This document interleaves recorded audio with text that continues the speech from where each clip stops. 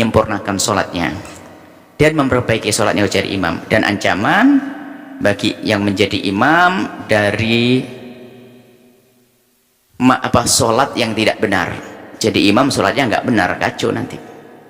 Jadi imam sholatnya ngawur. Jadi kalau jadi imam tuh benar, paling tidak ngerti ilmu jadi imam.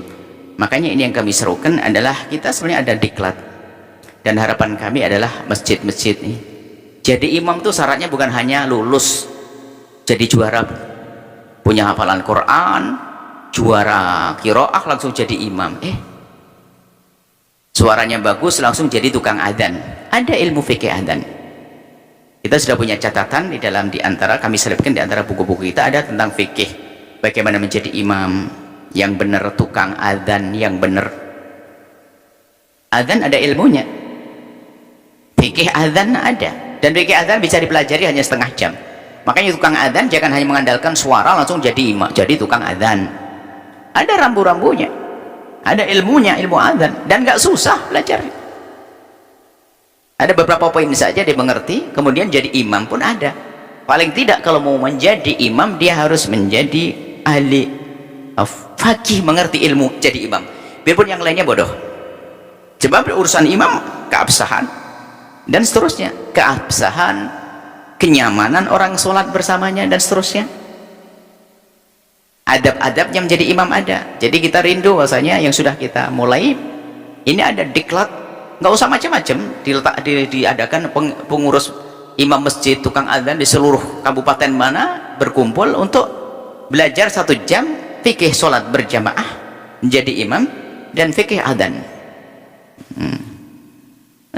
Salah satu di antaranya ini mungkin yang tukang adzan itu, kalau anda adzannya digaji mendapatkan uang dari masjid, maka anda wajib melakukan adzan di awal waktu, karena adzan itu ditunggu oleh orang satu kampung. Ada yang pengen pergi dan sebagainya, pengen tidur, ada orang sakit pengen sholat, minum obat dulu dan sebagainya.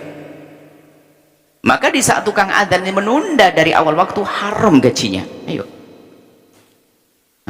jam 4:30 baru Allahu Akbar sholat, adzan asyar baru dari kebun dan sebagainya. Loh, adzan. Kemudian jika anda gratis sukarela pun juga demikian, keutamaan adzan itu di awal waktu, karena adzan itu memberitahu agar orang-orang tahu bahwa ini sudah masuk waktu. Adapun melakukan sholat berjamaahnya bisa sesuai dengan kesepakatan, apakah 10 menit setelahnya, setengah jam atau 1 jam, itu lain cerita. Tapi adzan nih, gunaan adzan juga jangan panjang-panjang, diantaranya seperti itu. Jadi imam, nah imam tuh ada ilmunya. Ilmu jadi imam tuh singkat. Jangan gara-gara suaramu bagus, hafal Quran langsung jadi imam. Belum paham ilmu jadi imam. Nah ini merepotkan orang. Di saat dia salah diingatkan, lancar jaya. Tidak mengerti bahasanya dia salah, bisa membenahi, betulkan sholatnya juga tidak bisa. Maka ada sholat atau ada fikih tentang menjadi imam. Kemudian kalau anda menjadi imam, tahu diri ya. Kalau mungkin bacaan anda sangat belepotan, tidak pantas, ada yang lebih bagus dan lebih ngerti fikih, anda mundur. Biarpun anda yang bangun masjid, biarpun anda yang biarpun anda selama ini dikiaikan, kalau sudah punya murid lebih bagus suaranya, biarkan. Karena apa? Agar orang tuh senang dengan suaranya. Nah ya, kami itu kalau sudah masjid-masjid bagus-bagus tukang bacaannya, kami sudah minder, nggak mau jadi imam. Ini bacaan yang di masjid Taqwa, masjid ini jauh lebih bagus dari bacaan kami. Maka kalau sudah jadi imam, wah anda ini merusak jamaah. Nah, bacaan kami itu hanya sekedar sah saja, untuk kelas jadi imam belum. Makanya jangan suruh jadi imam. Nah, dibenahi juga memang begitu sudah. Tidak menjadi punya bacaan yang bagus kan harus ada bakat suaranya, dan seterusnya. Baik, ini bagaimana menjadi imam. An Abi Ali Al-Misri, dari Abi Ali Al-Misri qala, beliau bercerita, safarna ma Uqbah bin Amir Al-Juhani, kami melakukan bepergian dengan Uqbah. Fakhadaratna sholatu, kemudian datang waktu sholat. Tentunya ini semua dinukil dari Nabi. Farna an yataqaddamana, fa'aradna an yataqaddamana.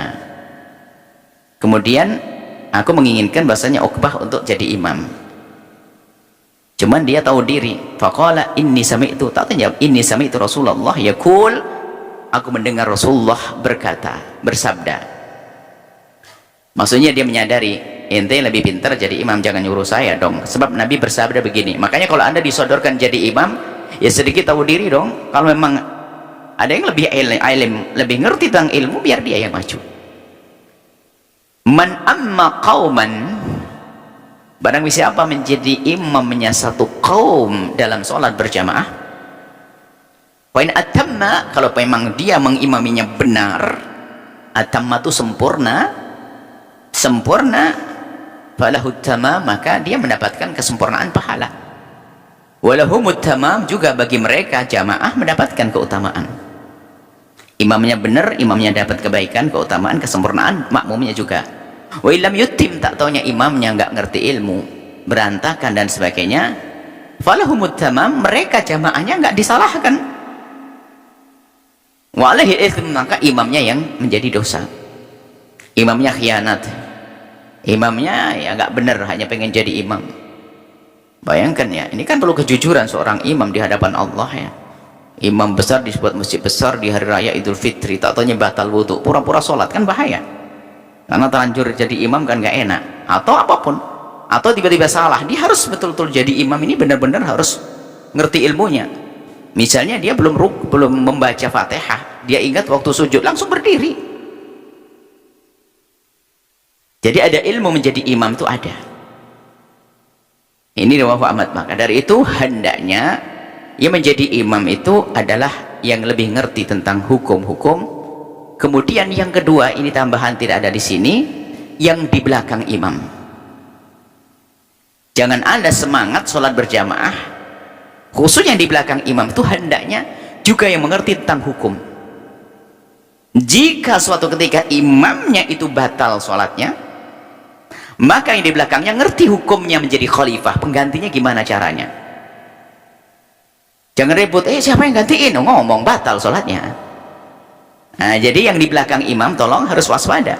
Kalau Anda berani di belakang imam, berarti Anda bisa menjadi khalifah. Mungkin imamnya pingsan, nggak ada sholat dibatal, imamnya pingsan, langsung satu menjadi khalifah.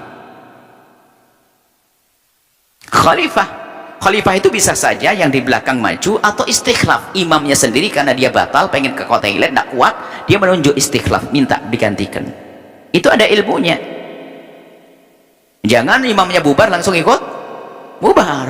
Nah, ini jadi ada sederhana sebetulnya, ada ilmunya, fikih berjamaah, fikih menjadi imam. Baik, kemudian at-targhibu min imamatin minal qawmi lahu karihun. Nah, ini termasuk imam harus tahu diri.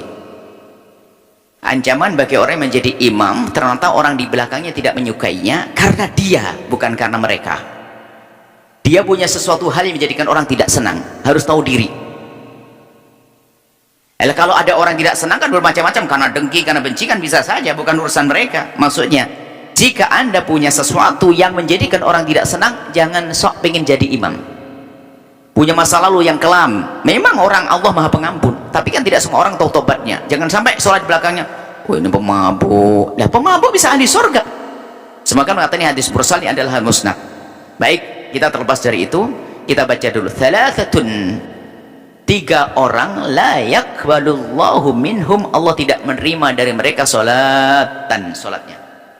La yaqbalullahu minhum salatan, Allah tidak menerima salatnya 3 orang. Wala tas'adu ila samai, tidak akan melambung, tidak akan diterima, naik ke langit, maksudnya ke tempat mulia, maksudnya tidak diterima. Wala tujawizu ru'usahum, dan tidak melewati kepalanya, maksudnya tujawizu ru'usahum, sebagian riwayat, bukan riwayat, takbir nabawi tentang amal, ya ini amal hanya sekedar di lesannya. Kalau pemahaman hanajir tenggorokan, ada orang ngomong banyak tapi nggak masuk ke hati, omongannya hanya omongan diputar-putar di otaknya, la yatajawazan hanajiri, tidak dirasakan oleh hatinya, ilmu yang tidak manfaat. Ada amal tidak melampaui kepalanya, hanya berputar-putar pada dirinya, jadi nggak diterima. Maksudnya adalah tidak diterima oleh Allah. Solat yang tidak diterima oleh Allah, pertama adalah rajulun amma qauman, satu orang menjadi imam bagi satu kaum, wahum lahu karihun, tapi kaum itu tidak senang dengan orang ini karena perbuatan dia, karena memang orangnya adalah orang yang tidak layak menjadi imam, bikin orang kesel. wa rajulun shalla ala janazatin wa lam yu'mar, ada orang sholat jenazah tidak diperintahkan. Ini ada penjelasannya. Jadi begini, sholat jenazah itu yang paling berhak pertama dan utama adalah ahli warisnya. Jadi orang lain tidak boleh langsung aku jadi imam biarpun kiai gede, harus diizinkan atau diminta oleh ahli warisnya, sebab dia yang lebih berhak untuk menyolatinya. Nah ini tiba-tiba ada orang langsung jadi imam kecuali diizinkan, silahkan jadi imam. Ini babnya beda. Yu'mar berarti diperintahkan.